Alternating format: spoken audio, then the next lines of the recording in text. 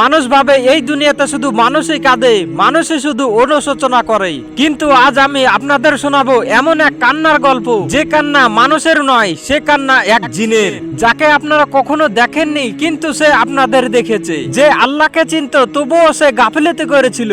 আসসালামু আলাইকুম, আমি আছি রাফিকুল আনসারী আপনাদের সঙ্গে।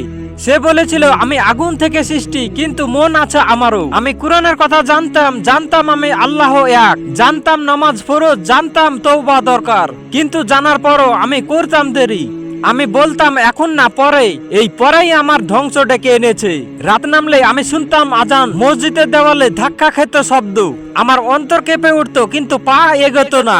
আমি দেখতাম মানুষ কেউ নামাজে দাঁড়ায়, কেউ আবার দুনিয়ার কাজে ব্যস্ত। আমি হাসতাম আর বলতাম মানুষই তো করছে না, তাহলে আমি কেন করব? আমি ভুলে গেছিলাম আমার হিসাব আলাদা। আমার সবচেয়ে বড় শত্রু ছিল আমার অহংকার। আমি ভাবতাম আমি তো জিন, আমার সময় আলাদা, আমার জীবন আলাদা। আমি ভাবিনি মৃত্যু কখনো আলাদা করে সময় চাই না। আমি ভাবিনি আল্লাহর আযাব আগুনের সৃষ্টিকেও পোড়াতে পারে। একদিন হঠাৎ ডাক এলো, না কোনো সতর্কতা, না কোনো সুযোগ। আমার চারপাশ অন্ধকার হয়ে এলো। আমি চিৎকার করলাম, হে আল্লাহ, আরেকটা সুযোগ দাও। কিন্তু ফেরেশতারা তখন আর অপেক্ষা করে না। সেদিন আমি কাঁদছিলাম, এমন কান্না যা আগুনকেও ঠান্ডা করে দিতে পারে।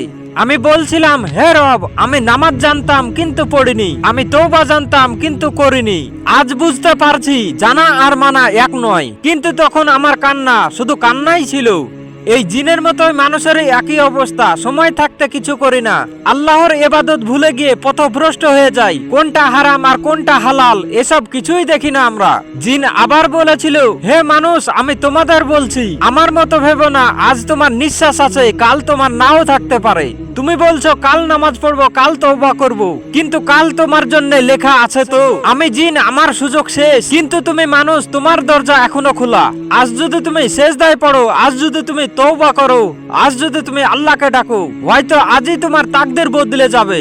মনে রেখো, কান্না যেন জীবিত অবস্থায় হয়, মৃত্যুর পর নয়। সে ছিল জিন আর আমরা মানুষ। সৃষ্টিকর্তা চাই ইবাদত আর আমল, কিন্তু আমরা করি না। বিভিন্ন ধরনের মানুষ এই পৃথিবীতে বাস করে, কেউ খ্রিস্টান, কেউ নাস্তিক, কেউ হিন্দু, কিন্তু ওরা ভাবে না সৃষ্টিকর্তাকে খুশি করতে হলে ইবাদত আর আমল দিয়ে খুশি করতে হবে, গান বাজনা দিয়ে নয়। তো আজকের এই জিনের গল্পটা কেমন লাগলো আপনাদেরকে কমেন্টে জানাবেন। আসসালামু আলাইকুম।